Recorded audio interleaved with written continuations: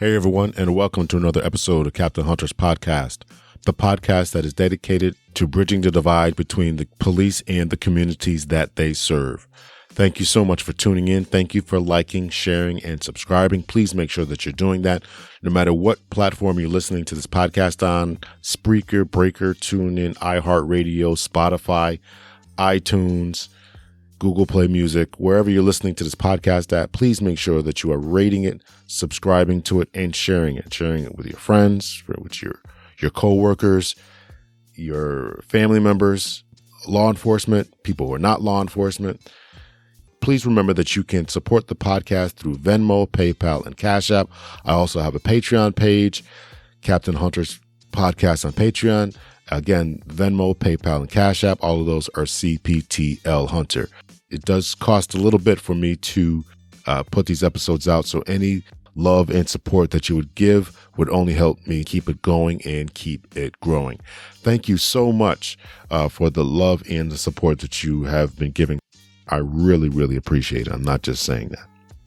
So we have a great episode for you today. Now, I recorded this episode back in December of 2019, and I have a number of episodes that are ready to go, and I wanted to do a little bit about Black history, but I decided to release this episode, which is going to feature Native American mascots and Native American issues, because of the Super Bowl and because of the Kansas City Chiefs and, the whole mascot issues. As you'll hear me declare or hear me talk about with my special guest, Dr. Laurel Davis-Delano, I came across an article, I think it was back in November 2019, talking about Killingly High School had changed their mascot from the red men. I'm not even sure if that's a racial slur or not, but let's just say the R word, the R men. They wanted to change that from the red men to the red hawks, their R word to the red hawks. Now, they changed the name to be more sensitive to the plight of Native people.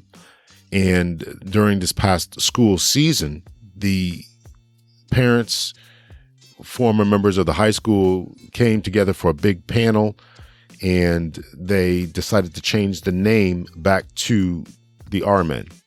Now, I was kind of floored by this because they got together at one time and said, okay, we're going to be culturally sensitive and change it to the Red Hawks. And then they decided to change it back to something that's more culturally insensitive. So I think that there's definitely something when people talk about this current administration that's in the White House, there's definitely something that has been sparked. I'm not going to change this into a totally political podcast, but there's definitely something that's in the air. And I think that this is one of the effects of what's in the air. And that's why I decided to reach out to Dr. Laurel Davis-Delano and talk about this particular problem. And so she was so kind enough and gracious enough to come on the podcast and share her expertise. But that's the reason why. And I really was floored by this particular article in news that was going on. And so much so that when you read the different newspaper articles concerning this, is that many of the people actually voted the town leaders out. They almost flipped from the Democrats to the Republicans in Killingly, Connecticut, because of this issue. And as we'll discuss in the podcast, you will understand that this is not just isolated to Connecticut, but numerous cities and towns all over the country are wrestling with not only with this mascot debate, but they are flipping legislatures and flipping the political spectrum because of these mascot issues. And I think that that's very telling. There's so many issues that should be discussed when we're talking about, who you're going to vote for, right? Who's going, especially on small town elections, right? You want to talk about who's paving the roads and, your local police department and school boards and elections and aldermen and all these issues that really affect people's lives. And to flip school boards over this issue, flip the leadership of a town over an issue as trivial as a mascot really seems very trivial to me and really very silly. So I wanted to have this conversation. And so once again, I want to thank Dr. Laurel Davis-Delano for coming on the podcast and talking about it. Now, what happened is that during this conversation, we finished the conversation, obviously recorded back in December 2019. And because of the Super Bowl, I decided to call her back with the Kansas City Chiefs being in and winning the Super Bowl. Also, we'll also talk about the 49ers, right? And there's a history between the 49ers being colonizers and all that kind of stuff. So between these two mascot names being in the Super Bowl, I reached out to Dr. Davis-Delano, and again, we had another 50-minute conversation. So that's going to be actually part 2, and I'll release that next week. So stay tuned for that. But I want to get this out there, and I really think it's very important to keep this conversation going and growing. And I think this is really important from a law enforcement aspect, because law enforcement is oftentimes going to be called to deal with people who are disenfranchised and feel disaffected and who feel mistreated and who are rebelling and all that kind of stuff. So it's very important to have these discussions, number one, for an academic purpose, right? Because you as the listener, we want to learn something, right? I want to learn something. I think we all want to learn something. We have to learn what communities are going through. It's not just the Black community. It's not just a white community. It's not just the Hispanic community, but we ought to learn about all communities that we live with and go to the store with and sit next to at games and everything like that. So that's it. And I just wanted to talk about that. So this is part 1 of the conversation between myself and Dr. Laurel Davis-Delano. So let me just give you a little bit about her and her bio. Dr. Laurel Davis-Delano is a professor of sociology at Springfield College in Massachusetts. Dr. Davis-Delano's research is focused on inequality related to race, gender, and sexual orientation. One topic Dr. Davis-Delano studies is Native American mascots, and she communicates with other scholars who also study this topic. Davis-Delano is currently working on a research project that involves analysis of survey data from over 5,000 non-Native U.S. participants in an attempt to understand the degree to which they are exposed to representations of Native Americans and the content of the representations they most commonly experience. We're going to have a great conversation. I'm really, really believing that you're going to enjoy this conversation. Just one more thing. As I try to get into the conversations with people, I try to do a little bit of a warm-up. I do a warm-up conversation before I start recording, and then we usually pick up a little bit later on. Our warm-up conversation was actually very good, and we had a discussion as to why some people have been reluctant to come on to my podcast. And I'm saying that because I want people to actually listen to the podcast. And if you are a potential guest, or if I reach out to you, or if you know of a potential guest, I want to have these conversations that are tough and difficult. And I think that we always say that we want to have a national conversation about race, a national conversation about criminal justice reform, a debate about healthcare reform. And so when people reach out to actually have those debates, whether you agree with them or whether you don't agree with them, I really think that you ought to be willing to have the conversation and listen to the conversation. Obviously, I'm talking to you, the listener, because you're listening to the conversation we're about to have right now. But also keep this in mind, and I hope that if you're a potential guest on my podcast or any other podcast, whether you agree with that person or you don't agree with that person, be willing to go on or have a conversation, whether it's a podcast or just a conversation with someone you don't agree with in everyday life, whether it's on Facebook, in a non-argumentative way, obviously, is what I'm saying. So enough of me rambling on. Here is the interview. We're going to be discussing Native American mascots with Dr. Laurel Davis-Delano. Hi, how are you? I'm very well, thank you. I truly appreciate you coming on the podcast, and I appreciate your candor in telling me, and having that, at least that discussion with me, the email exchange that we had. I really appreciate that. It really made me think. I thought about it all night, actually. It was very...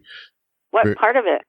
All of it, actually, and most in particular, the part about where other people maybe not want to come on the podcast because they might not want to speak with a former law enforcement officer. And as I mentioned, I had thought about that before, and I thought about changing up the name or doing something radically different, because I did have a few problems getting people to come on and whatever. Yeah. Yeah, I mean, who knows? I was just guessing. No, I think that's definitely accurate. I went to a conference in St. Louis at the beginning of November, talked to a number of people. Now, the conference was about about drug reform and, legalization of marijuana and things like that. And so, I talked to a number of people, it was a lot of different, panelists and guest speakers and things. And so I talked to a number of people and they all said, yeah, okay, sure. I'll be on your podcast. But I can tell that they were not, very enthusiastic about it. But I assured them, listen, I'm here at the conference. Number one, I believe in drug reform, legalization to some degree. But regardless, my point is that I certainly take your words. They might also be concerned not about you in particular, but who your audience might be. Well, I think that that's the point is, okay, if my audience, if my audience should be, I want my audience to be receptive to different points of view, and I want to speak to people. Mm-hmm. So it's not, I'm trying to bridge the gap. I'm trying to get one particular group of people, right? Law enforcement to see another side, and I want community activists to see the law enforcement side so we can understand each other. And I think the point of this is to have the conversation and to have the dialogue. We always say, let's have a national conversation about racism, have a national dialogue about this, about that. But then somebody wants to have the dialogue and then people don't want to do it. Yeah. Okay. So thank you for coming on the podcast, Dr. Laurel Davis-Delano. Thank you so much for being here. You're welcome. So let's get started. So one of the reasons that I wanted to have you on the podcast is because of this controversy that happened in my state of Connecticut. We're in a border state, right? You're in Massachusetts, correct? Mm-hmm. Yes. So there's the high school. It's I believe it's called Killingly High School. I know it's in Killingly, Connecticut. So it was on the news and it kind of piqued my interest. And so what happened is back in July of 2019, the Killingly High School changed the name from the Red Men to the Red Hawks. And now there is a controversy to change it back to the Red Men. I guess many of the parents, who are, I assume, my age, 30s, 40s, 50s or so, wanted, because they went to the high school and because of tradition and things like that, they wanted to become the Red Men again. And so I reached out to a number of different people, and that's how I found out about you and the work that you have done about Native American issues and things like that. So before we go down that road, could you just tell the audience a little bit about yourself?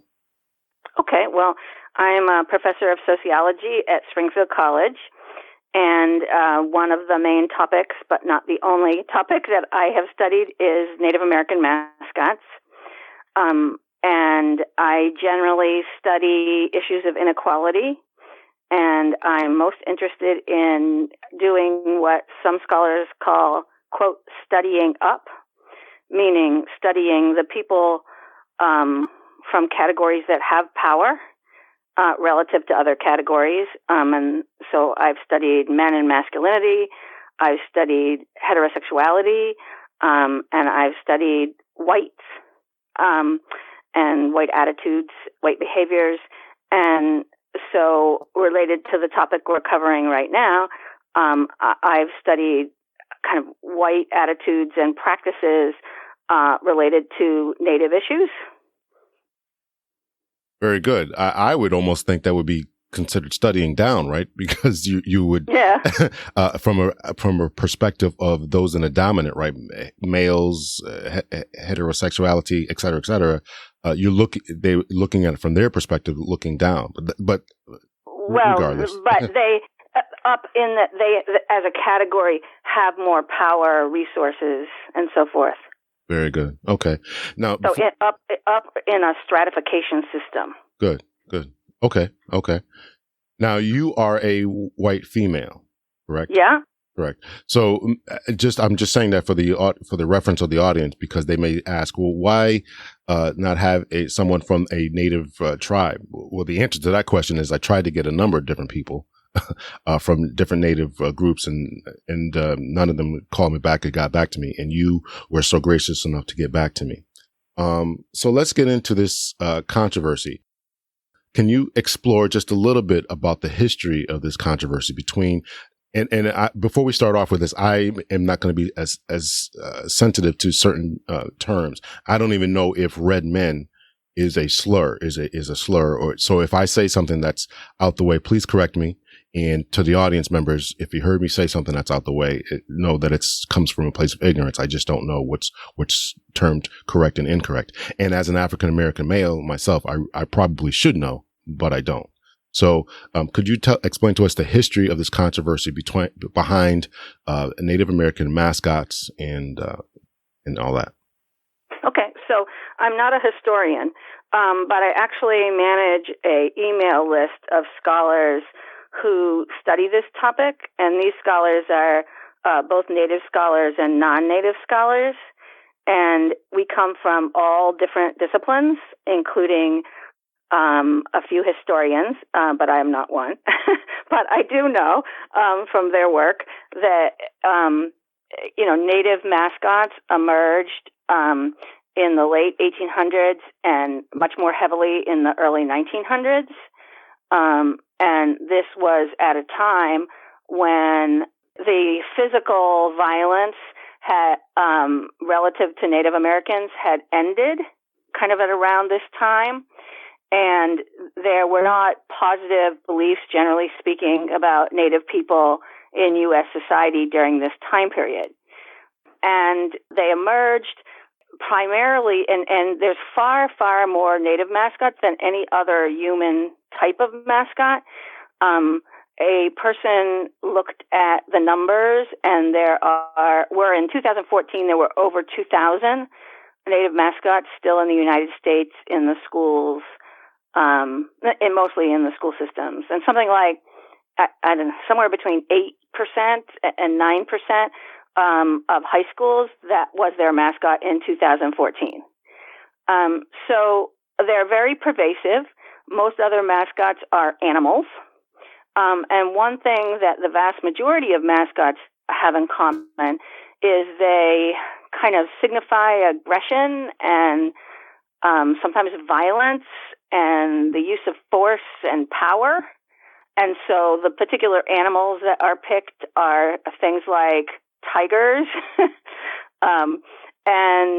And so Native people were selected because of a common stereotype of them as aggressive warriors in the past. And that stereotype has existed since early colonization of the United States. And that stereotype was used to justify violence against Native Americans and also pushing them into other places and other atrocities. And so the reason why Native Americans are mascots is a stereotype that's commonly studied of them as kind of aggressive male warriors, which is, a stereotype associated with the past.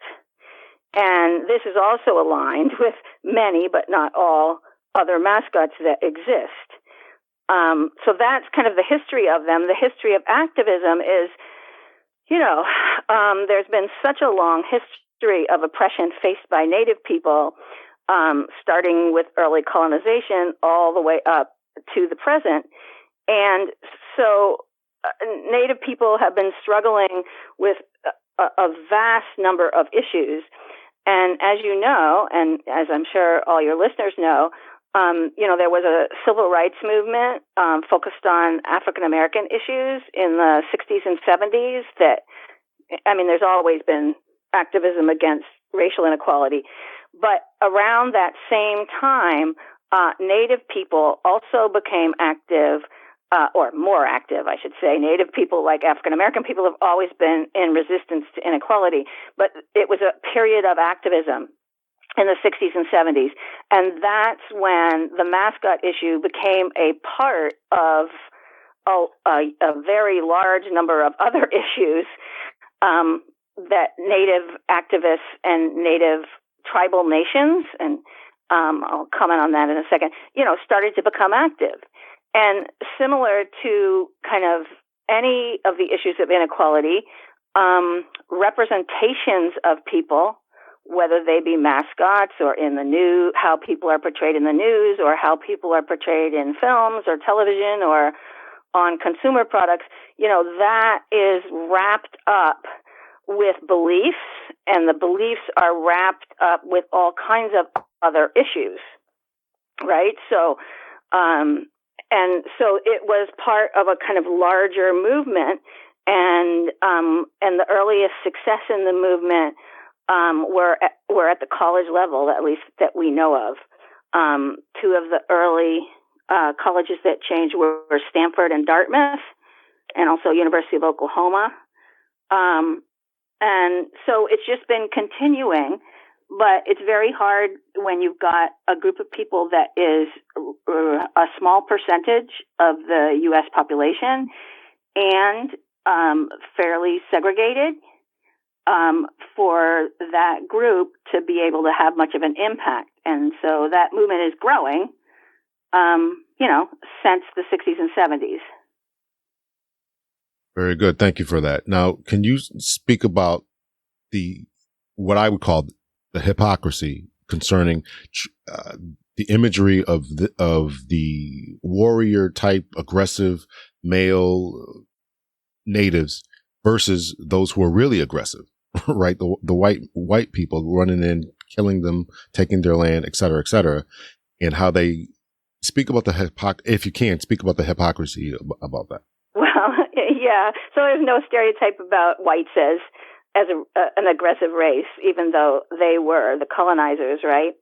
So yeah, that's pretty much all you can say. I mean, you identified the hypocrisy, but oftentimes groups from I mentioned studying up before, groups from the more powerful categories face a lot less stereotyping. And one thing that we know about stereotyping is stereotyping is often, I won't say always because I don't know that's the case, often aligned with interests, right? So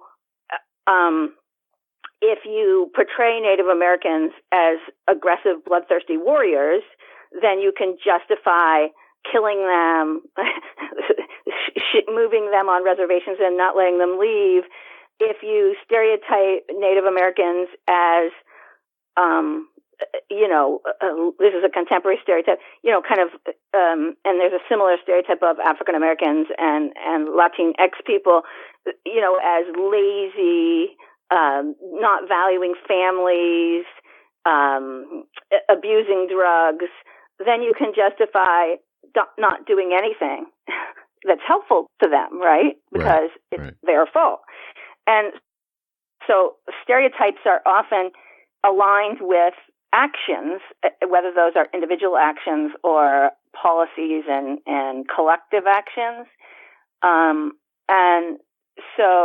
of course, it's mostly, not only dominant group members that have control over the spread of ideas in society through representations of people.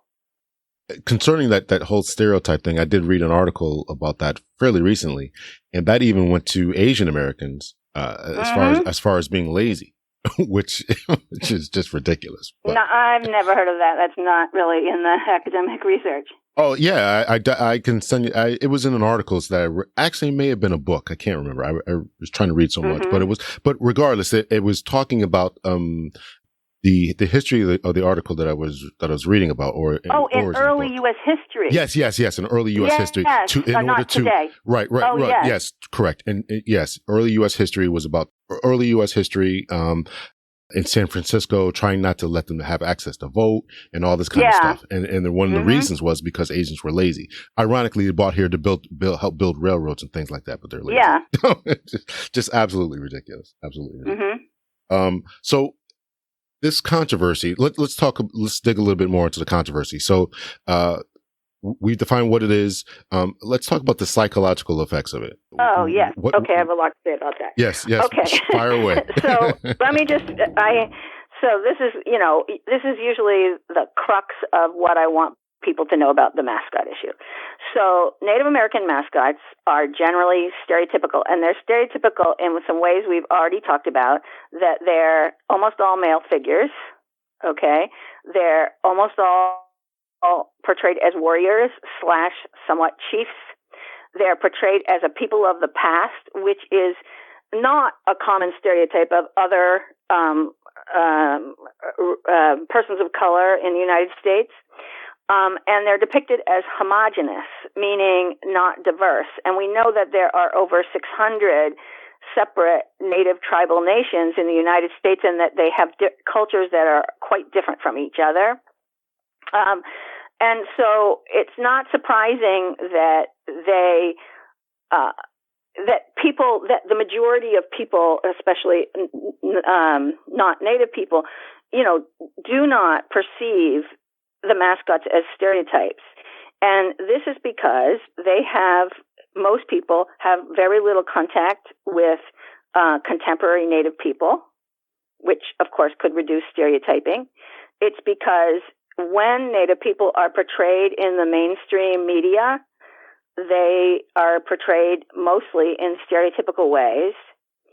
And another reason why people don't get it is they perceive, and I truly believe many people when they say this, that the mascots are positive compliments, or this is usually phrased as honoring native people. And so people say things like, well, we're honoring native people because they were brave warriors from the past, right? They don't usually use the word the past. And there is some research that is really important, that not all stereotypes are on the surface negative. So there's like women are nurturing, African Americans are good athletes, Asian Americans are so smart, but those are still stereotypes. And there's some research that shows that these allegedly positive stereotypes can be quite harmful because they put people in a box.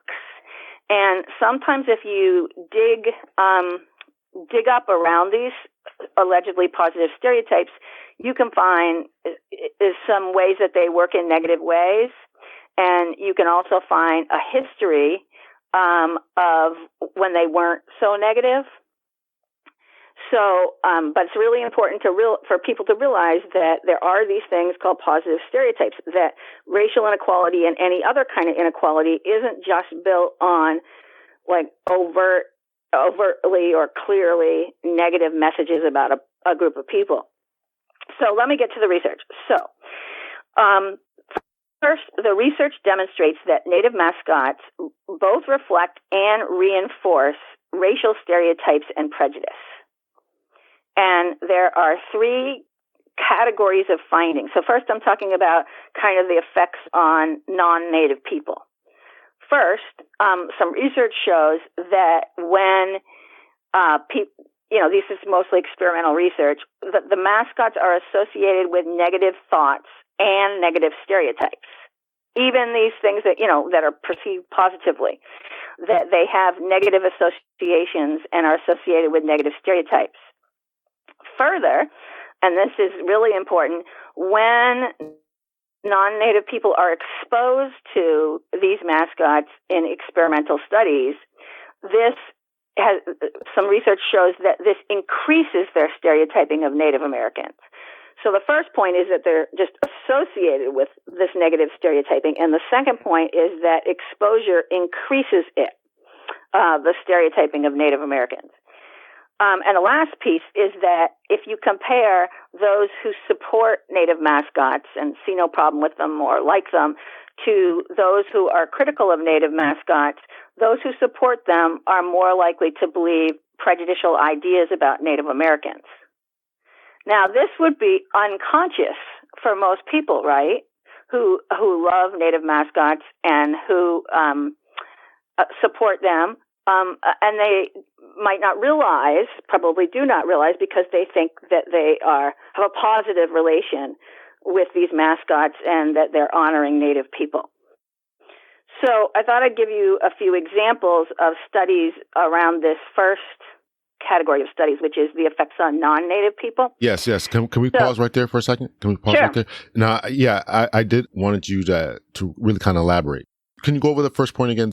The mascots, so there's three categories of findings under effects on non-native people. Right, and the first one you read One is just that non-native people associate And this is often done through implicit bias studies. I don't know if you've talked about that on your I have. show yet. I did do an episode about that, yes. Yeah. So that through those studies, we know that the native mascots, and they often compare them to reactions to white mascots, are more apt to be associated with negative thoughts and also with negative stereotypes of Native Americans. Okay, so if we can pause right there for a second. So sure. I'm an African American male. When I look at, and I grew up watching college football and all that kind of stuff. When I remember some of the articles I think that you sent me and that I did read talked about the Illinois State or Illinois University mascot that they had at the time. I forget his name. University of Illinois. University of Illinois, Islanecki or something like that. Chief Islanecki or something like that was his name. Oh, Ilinawek. I'm sorry. What was it? Ilinawek. Okay, Ilinawek. So, I did not have any negative feelings about it. Maybe it was implicit. I don't know. But as I'm looking at this, or if I look at other people, and I certainly do think that the Cleveland Indian mascot was racist, that big red face and all that kind of stuff. So I can see that, but I did not have any negative feeling. Now, digging more into this implicit bias, was it an implicit bias that I had when I'm looking at that mascot, or I grew up as a Florida State fan, the Seminoles, all those implicitly even in myself? The studies use, depending on the study, they use all different representations. And so some of them have used, most of them have not used the Cleveland Wahoo figure. Most of them have used images like the University of Illinois logo, kind of standard images, right? Or the image like Florida State, which, appear like kind of as a homogenous, generic male native warrior from the past, right? Right. And so those studies, they're all done in very different ways.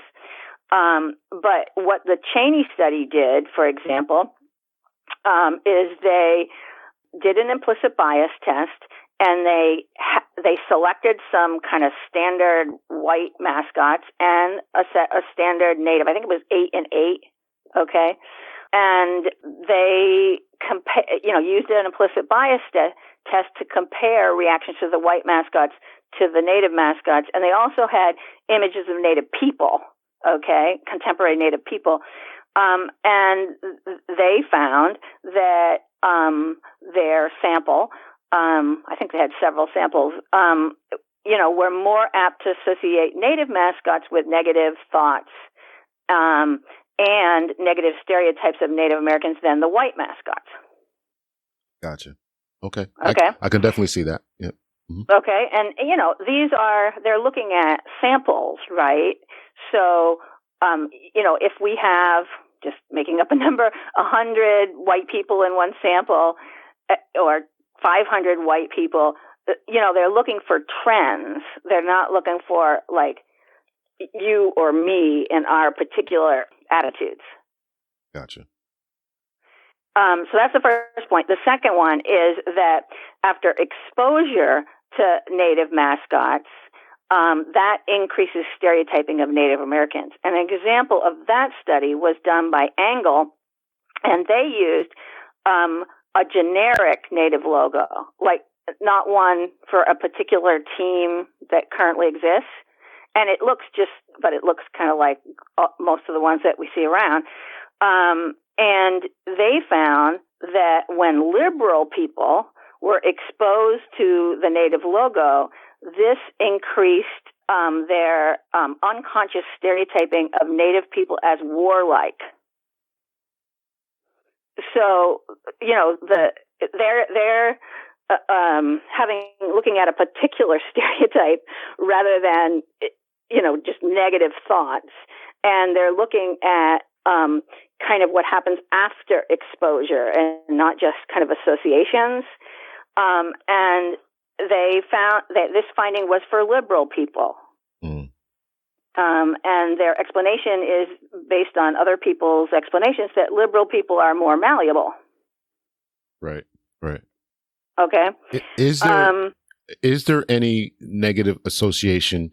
I know that's more positive association when you looked at white imagery. Now, I can think of two collegiate teams, and there are probably a bunch of others, right? The Rebels, right? I think the Rebels from Mississippi and the University of UNLV running Rebels. Is there any negative connotation with that? Do people look at them and say... Nobody studied that. Okay. So I have no idea. There are like a handful of, a very small number of white or other non-native ethnic/racial mascots. And in terms of the effects research, there's no studies on them. But I think it's really, really important to note that those are really far and few between. Okay. But there's an enormous numbers of native mascots. Gotcha. Okay. So in one other study, Kim Prito in 2010 had the really surprising finding that exposure to the University of Illinois logo, which is just basically a big head with a big headdress on, led to greater stereotyping of Asian Americans. Yes, and that's the only study that has examined negative effects of native mascots on non-native groups. And nobody really knows why exposure to native mascot image would affect, increase stereotyping of Asian Americans, except for people think, well, maybe it's just kind of triggering this sort of simplistic stereotypical thinking. But it does indicate that maybe we should be concerned that native mascots are having a negative effects on other persons of color. So that's the studies on the effects of native mascots on non-native people.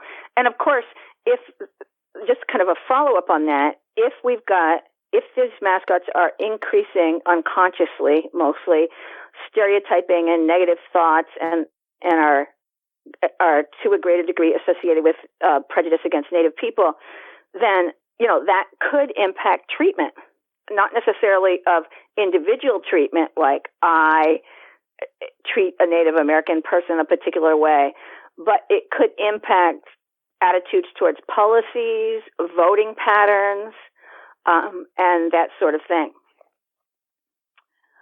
So the other set of studies is on the effects of native mascots on native people more directly than what we just spoke about. Before we jump into the impacts upon native people, I do want to just comment on what you said about the policies and the voting patterns, and that absolutely happened in Killingly, Connecticut, where they essentially voted out most of the Democratic leadership in the town halls in this past election because of this mascot because of this mascot controversy. So I can certainly back up with what you're saying, and a lot of people voted and cleared them all out. Essentially, now there's a super majority of Republican conservative thinkers now running the town hall over a mascot policy, or over a mascot situation. And now people are saying, well, listen, once the mascot policy is settled, we still got to live life. We still have to do a lot of other things. So I just want to kind of back up what you're saying there, and that played out here where I am. So, but please. I wasn't even thinking of that kind of voting. I was thinking of, every day there are Native issues that state legislative bodies and most especially federal legislative bodies and also the executive branch are implementing policies related to Native people. And most news about those policies is not in the mainstream. Sure. Unless there's protests, right? Right. But if you read the Native news, there's several Native news organizations. Every day, these policies are being discussed and actions are happening related to these policies. So I was thinking more about that. Gotcha. And, most non-Native people are for the most part, probably unaware of all these issues that are happening, and that the people that they voted for, they probably have no idea what those people's positions are on these issues and how they're voting on them. Right. Okay, so on to the research on kind of direct effects on Native people. So there's two big studies, and then there's some master's theses and a doctoral dissertation. So the first one, the one that people always talk about, is by Stephanie Freiberg and the rest of her authors. And she did a series of either 4 or 5, I'm forgetting the number, of studies now. And they were with Native high school students, and they were in different Native communities. And she also went to a college that is a Native college, or almost exclusively Native college, and did a study there. I had no idea there was such a thing. Wow. Yes, there is. Okay, wow. I learned something new today. Wow. And so she's got a pretty diverse sample of Native youth or Native young people, and she exposed them to not just mascot images, but also an image of Pocahontas from the Disney movie, which is also very stereotypical, but in a very different way, and a non-stereotypical image of a Native woman in what looks like a chemistry lab, and also to know images, and to, descriptions of how Native people are doing economically, educationally, etc. And she has 3 main findings. And this is regardless of what the Native youth thought of Native mascots.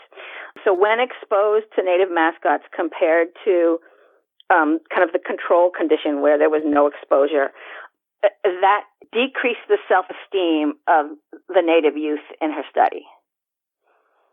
It also decreased their perceptions of future possibilities. So there's this measure of where you're asked, what can you imagine yourself doing next year or in the future? And so if you can come up with lots of answers, like, I could do this, this will happen, I'll make this happen, then that's considered good, right? But if you can't come up with much, especially positive things, then that is a problem, right? And so exposure to the Native mascots, again, there were multiple ones, not just a single one, decreased the ability to generate ideas for the future or have perceptions of what one could do in the future. The third piece was that there was a community measure, and Native youth were asked the degree to which they thought their community could effectively accomplish things in the future. In this case, their Native communities or their Native tribal nations. And that got decreased after exposure to Native mascots. And as I said, this happened to Native youth regardless of their attitude toward Native issues. It also happened with exposure to the Pocahontas image, but to a lesser degree. So the other study is by LaRoque, and she was studying, so University of North Dakota had a mascot called the Fighting Sioux, which was a kind of, it looks like the Blackhawks image, the ice hockey team. Yeah, the Blackhawks. Yeah. And so she exposed Native students and non-Native students to 2 slideshows of the included images associated with the Fighting Sioux logo. And one was kind of a controversial slideshow that had, people making fun, other schools' images of making fun of the Fighting Sioux mascot. And the other one was just standard images, just like the image of the Blackhawks head. And the Native students were much more apt to have negative feelings, with either slideshow, okay? And also more distress, and she had a variety of negative feelings like depression and a bunch of other negative feelings, and they experienced more distress from the exposure. So basically, what these studies show is that the mascots are really creating kind of a hostile climate for young Native people, even for Native youth who are not necessarily critical of the mascots, right? Mm-hmm. So just to kind of summarize, most people in the U.S. Don't perceive Native mascots as problematic. But the research findings clearly demonstrate that they are educationally harmful to Native students, certainly in terms of creating a hostile climate, and to non-Native students, because education is supposed to, inform us, make us think in more complex ways and in more valid ways. And if the mascots are generating or contributing, I should say, to stereotyping, that is not educationally sound for non-Native students either. And generally speaking, a lot of us, the scholars, right, we think that schools should be making educationally sound decisions. Right. And they should look at research findings to figure out what's educationally sound, as they would do if they were, for example, deciding on what math curriculum to use. They would look at, which one produces the best results, right? Right. And so, as scholars, we want people to pay attention to the research. And in this case, we want people to pay attention to what's educationally sound. And so overwhelmingly, the scholars who study this topic from all disciplines think the educationally sound decision is to eliminate Native mascots. Now, once again, speaking from an African-American perspective, I can certainly understand that there is an importance to seeing images of people, of yourself, positive images of myself on TV. It's important to see Black doctors, Black police officers, Black politicians. And I can only assume that this is the same for the Native people. Why is all this, why do you think that this is having such a negative effect on people of especially, negative youth? Why are they so affected by this, by seeing, as we said, a pretty benign image of a Black Hawk face? Why is that triggering a sense of low self-esteem where they don't feel that they can be productive in society or can't see themselves being a doctor or lawyer or whatever? Why do we know why that is? So that's a really good question. So, you have brought up African American issues, so let me go back to that. So there's a lot more representation of African Americans in our society than there is of Native people. Part of that, of course, is related to population size, but a good part of it isn't related to population size. So, and you and I could both list off stereotypes of African Americans that we see portrayed, right? But that is in a context today. In the past, African Americans were, almost virtually invisible in mainstream media, except for a few things. And when they were in mainstream media, they were stereotyped in really problematic ways, like 90% of the time, or I'm just making up that number. Right. But today, there's a lot of non-stereotypical stuff. Right. And there's a lot of representation.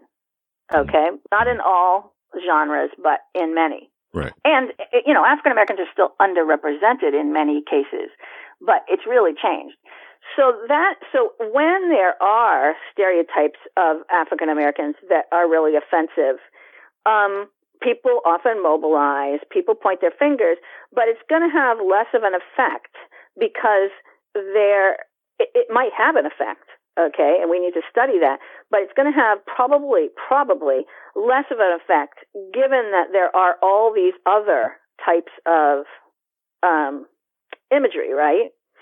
So for Native people, they are in most representational arenas, so in films, in television shows, in news, and so on and so forth, greatly underrepresented.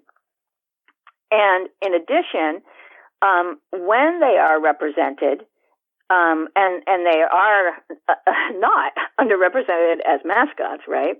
But when they are represented, it's because of a stereotype. Right. So this is a different context. So if you're from a group where you are invisible most of the time, and then when you are portrayed, you're portrayed as from the past, not people that exist today, right? From the past only, okay, or mostly, and even stereotyped in the past as kind of male warriors. Right. This is a totally different context for how representations can affect people. Because the message, and this may or may not be conscious, is you don't exist as a native people, okay? You only exist in the past, and what you were in the past was a bunch of male warriors. Gotcha. Like this is, and back to that point about how the aggressive male warrior stereotype was used to justify genocide. That's a very different context. Mm. And so nobody can really study the great details has thus far, because it's so complex, been able to study how this works fully. But that's what we are theorizing. I got you. It's also important to realize, and this goes to one of the things we could talk about, is the resistance that you've brought up about Killington, because this is common all across the country. It's not unusual in Killington. There's many places where people get voted out of office when they support change or elimination of native mascots. And so one very valuable question is, what is going on? Why is there so much attachment to these mascots that they would make it a big election issue, and try to reverse a decision like that? And one of Freiberg's other findings was that when white youth were exposed to native mascots, their self-esteem went up. I don't find that to be problematic or controversial or surprising at all. Yeah.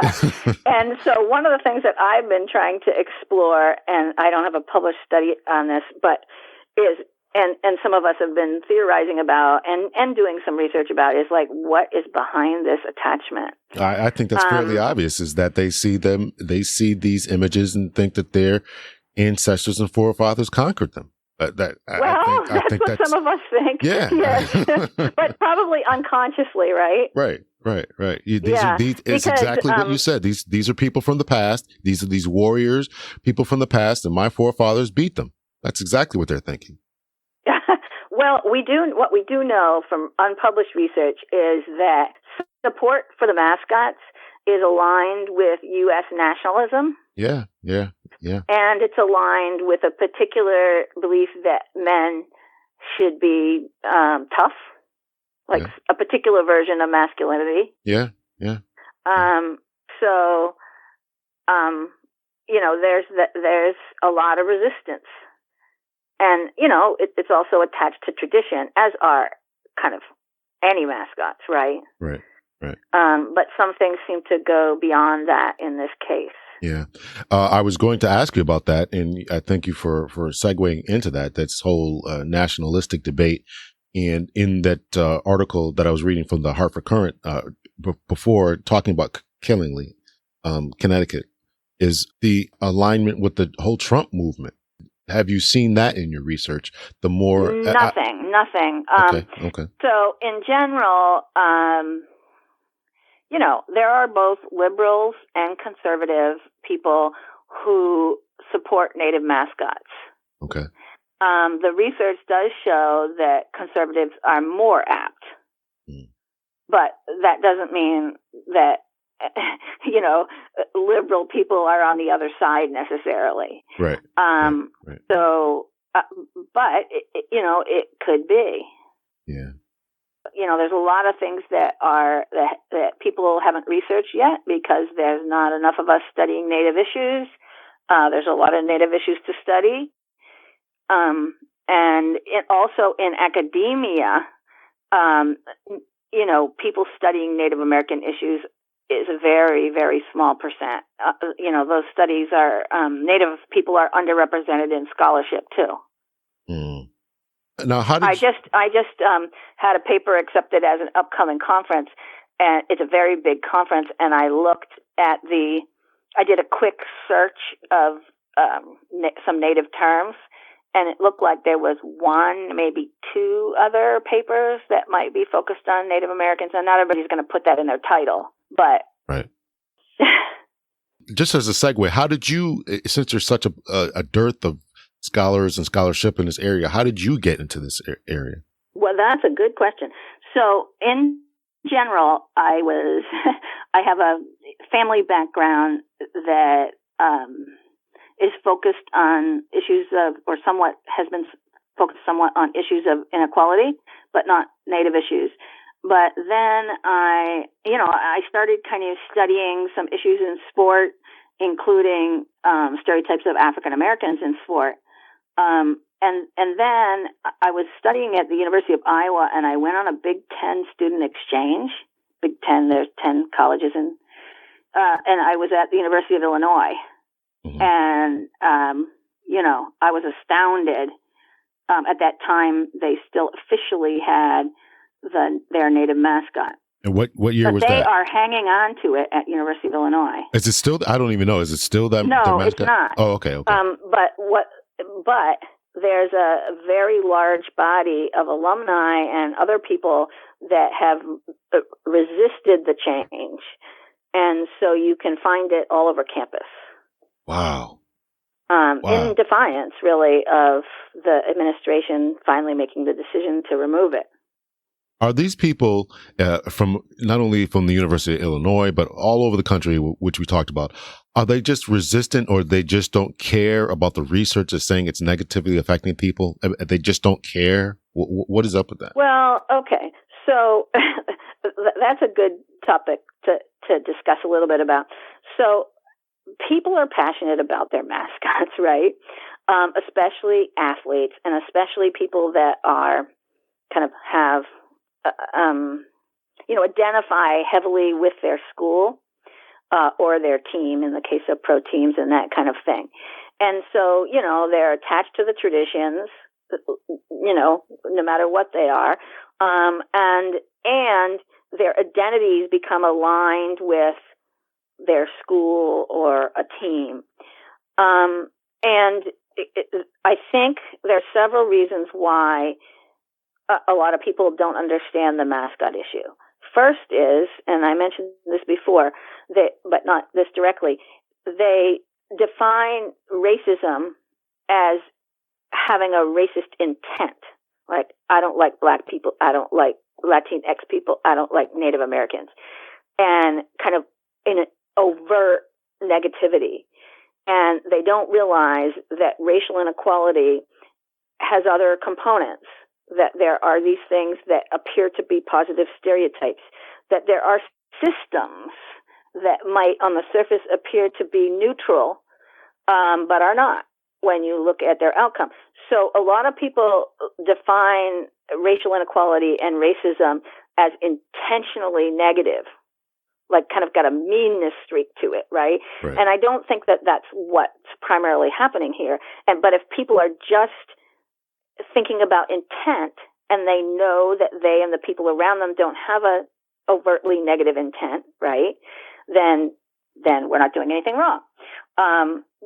Many people believe stereotypes of Native Americans, whether those, especially past stereotypes, because that's what we have learned. We haven't learned much, but we have learned these two main stereotypes: the bloodthirsty savage stereotype and the noble, childlike, back to nature stereotype. And also, remember, the self-esteem is picked up. And so in every situation that I know of, there are always more people who support, like in cases of struggles over native mascots, there are always more people who support the local mascot than those who oppose it. And that makes it incredibly difficult to eliminate native mascots at the local level. And furthermore, when this is going on, this is really tough on native people, because, they are in the spotlight. They have task overload, emotional overload. They're hearing people. And the other thing that we haven't talked about is cultural appropriation. So this is basically non-native people, mostly white people, taking somebody else's identity and claiming it for themselves. So this would be like, okay, I'm this white person. I'm going to be, call myself Black or African American, and I'm going to represent, African Americanness, right? Right. And so, which would be, also stereotypical. So there's, I think, we need, in the long run, we need massive amounts of education about persons of color, including Native Americans, infused into the media and infused into the curriculum. And for Native people, that needs to be more diverse portrayals of the past, so that people realize that most Native people weren't warriors in the past, and making contemporary Native people visible. Right. Right. And so that it's this context that is really shaping how this is playing out across the nation. Mm. You spoke about the negative aspects around the Pocahontas character. Can you talk about that a little bit more? Why is that such a negative? Well, that is actually aligned with the noble, this is also perceived as a positive stereotype. This noble Indian stereotype, which is that Native people are super spiritual, in touch with nature, primitive, childlike, and those sorts of things, and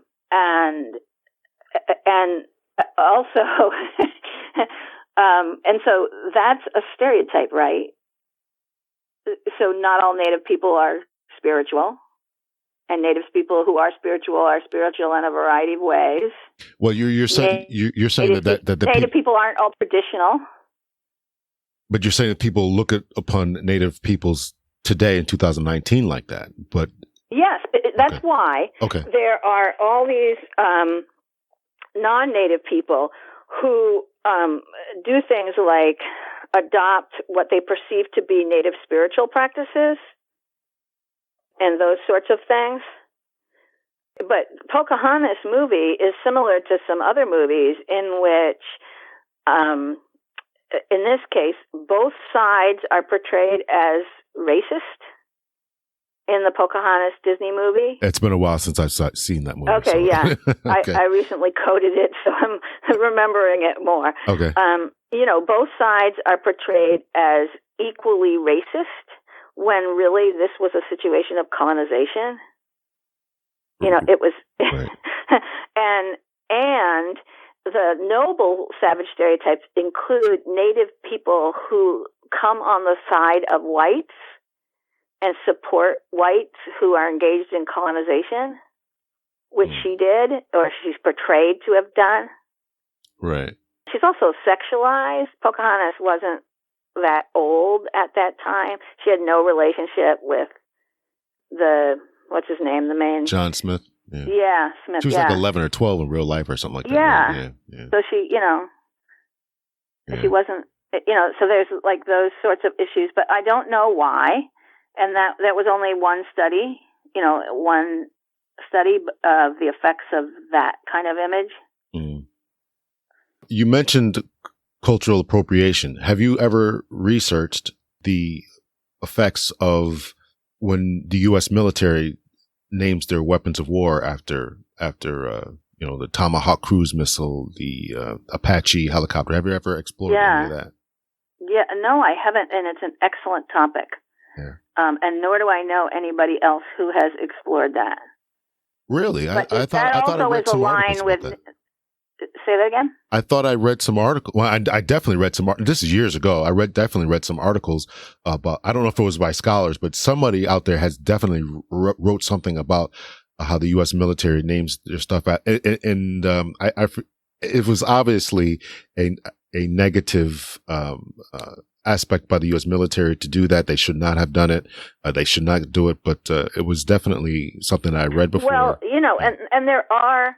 Obviously, there were and are Native warriors and soldiers, and Native people are overrepresented numerically in the U.S. military. And so some Native tribal nations and some Native people view this as a positive thing. But it certainly is aligned with the stereotype of Native Americans as warriors, right? Mm. And when they went after Bin Laden, they called it something Geronimo. Yes, yeah, Operation Geronimo, yeah. Yeah. There's one scholar, a couple scholars who are studying Native people in consumer images, and so you could have run into it there as just a mention. So things like some of the argot cornstarch, names of cars, Land O'Lakes butter, beers. Again, do Native peoples look at this as appropriation? Are they insulted by it, or is this? Well, Native opinion. So like Native people and any other group of people, they don't all agree, right? Right. So, like African American people have different views of police issues, right? Right. And women have different views of gendered language or sexual compliments, right? Very true. So we can't expect that Native people, are going to have a unified opinion on anything. Just like we can't expect women to have a unified opinion on anything. We can expect for there to be some trends, like when you compare women to men, or African Americans to whites, or Native people to whites. But I think the most important thing about Native opinion is, well, first of all, the research on polls is extremely flawed, because there's this entire body of research on the complexities associated with Native identity. I'm sure you've heard about Elizabeth Warren, for example, claiming Native identity. Right. And there's lots of different ways to define Native identity, but Native identity is extremely complex and wrapped up in colonial history and U.S. policies. Right. And so it's really important to know what you're doing when you are doing a poll, right? And many polling organizations have not known what they're doing. But the most important thing is that there is a very large number of Native organizations that have taken a stand against Native mascots. And this includes professional groups like the National Indian Education Association, which is the main body of people who are Native Americans in the field of education. Also, the Native American Journalists Association. But the most important group is the National Congress of American Indians. They are the largest Native organization in the United States. By far, and they represent over 250 Native tribal nations. And they not only have come out against Native mascots, but they have a whole campaign focused on it. Now, meanwhile, they're focused on lots of other really important things like Native tribal nation sovereignty, religious rights, treaty rights, criminal justice issues, healthcare issues, et cetera, et cetera. And then it's also, besides native opinion, important to realize that there's a large number of academic organizations that have come out against native mascots, because unlike most of the public, we're familiar with the research, right?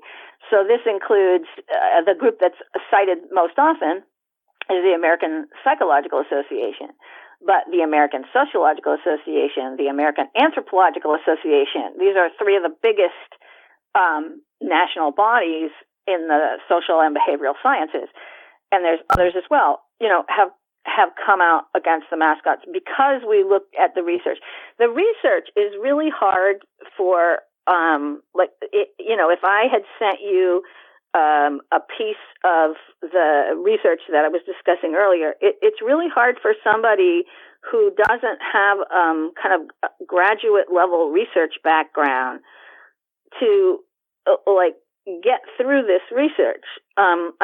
It's obviously doable because people are smart people, but it's, this has to be translated for most people. Plus, it takes an incredible amount of time to read this stuff and to even find this stuff. And so I think that a lot of people don't seek that stuff. And when they do, it's hard to find it all and interpret it all, and that sort of thing. Right. Fascinating stuff. So I'll let you go now, but what can we do? Is there any hope for any of this? I mean, if most of these organizations don't want these mascots, is there any hope for the future? And once again, I think, as we mentioned before, that many people are stoked in this nationalism, tribalism, jingoism, whatever. And I think that people are holding on to it. I'll send you the Hartford Courant article, and you can read where people are really attributing this to Trump, and they don't want things to change. And they're saying that if we change the mascots, what's next? We take the Pledge of Allegiance out. So there's this great, vast conspiracy theory that's going on here. So I think it's gonna be a long road to go, but give us your opinion about what we can do to change it, or if it can be changed. Well, yes, because we have been slowly, we meaning people who care about Native issues, have been, and especially Native people and Native organizations and Native nations.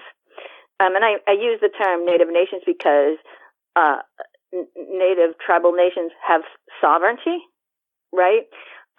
So people have been working on this, and we are chipping away at a steady rate.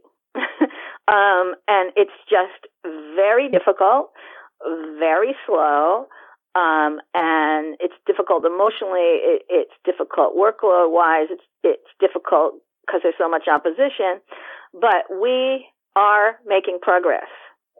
And what people can do is, I think the first thing that people can do is become informed. And a great place to start is to read recently there was a national project with many studies in it called the Reclaiming Native Truth Project. And what people can do is there's a general research report. There's also a report for, aimed at Native people and at allies. So those of us that are not Native that are wanting to support Native people's issues, read those. And those are written in a very understandable manner, and learn not only about Native history and learn it from sources that are scholarly sound, but also learn about contemporary Native people, which is a hard thing to do because there's so little media coverage. But there are Native media organizations such as, but not only, Indian Country Today, in which people can learn about those issues. And then support Native activism efforts, including local ones like on the Mascot issue or on Columbus Day, but also national ones and that are on multiple issues. whether it's on an environmental issue or a sovereignty issue or a child welfare issue or a media issue. Here in Massachusetts, several groups have come together, and we have what's called the Massachusetts Native Peoples Agenda. Indigenous Peoples Agenda.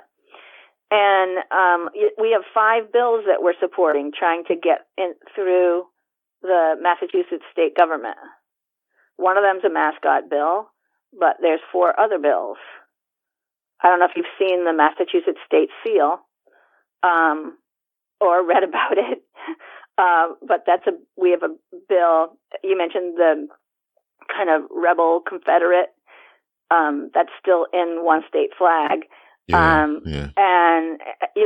the Massachusetts state flag is equally problematic in terms of messages. I did not know that. And that's interesting because Massachusetts, as I was reading up, trying to prepare for this interview, Massachusetts, I think they banned all of their high schools from having those mascots. So. No, it's just a bill. Oh, okay.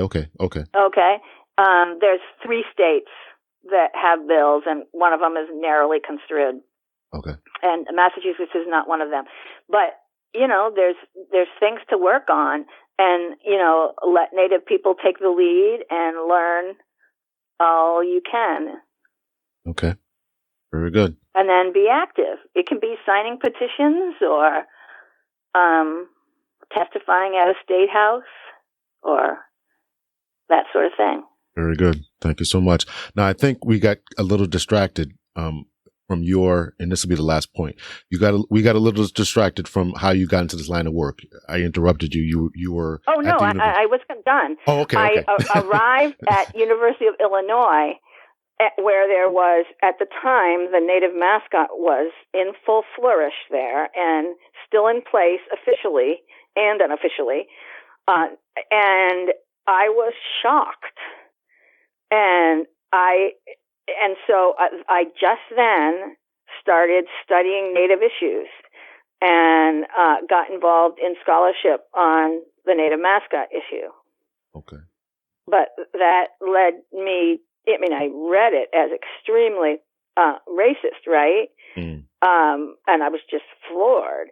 And so that got me, and although I had a background in understanding issues of inequality, at that time, I did not have a background on understanding Native issues, and of course, I still have a huge amounts to learn. Nobody can, we all need to learn about all kinds of things. So, right, I got you, and I agree. Thank you so much for being on the podcast, Dr. Laurel Davis-Delano. Thank you so much for being here. You're welcome. Okay. Best wishes. Okay, thank you. Take care. Mm-hmm, bye. Bye. I really hope that you enjoyed that conversation. I know I did. I want to thank Dr. Davis-Delano for coming on the podcast. I really appreciated the conversation. As I mentioned before, this is not the end of the conversation. Because of the Super Bowl, I called her back. We had another great conversation, and that will be part 2. I will be releasing that very shortly, so stay tuned for that for part 2. And make sure that you subscribe, share, and like. And remember, the podcast can be supported through Venmo, PayPal, and Cash App. And when I say make sure that you rate, subscribe, and share, please make sure that you do that. This information needs to get out there. I'm trying to have these great conversations, and I appreciate your efforts to help this podcast grow and to go on. So until next time, much love and peace.